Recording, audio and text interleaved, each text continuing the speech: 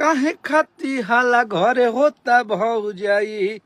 Annapurna film से होली भी आवे वाला बा, आप सबके हिट मशीन। और काहे खाती हाला घरे होता भौजाई, हमारा के साफ साफ दे तू बताई।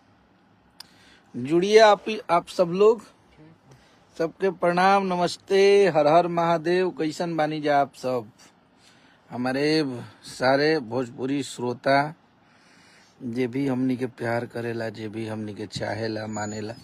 थोड़ा सा बिहार जी गाना लगाइए थोड़ा अब होली में। और अन्नपूर्णा फिल्म से आइल बा, तो वो गाना के आप लोग ऐसा ही आशीर्वाद प्यार बनौले रही जा।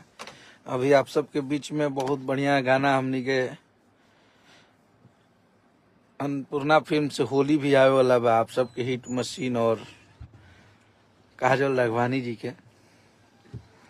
और कल एगो गाना हमनी के आवता,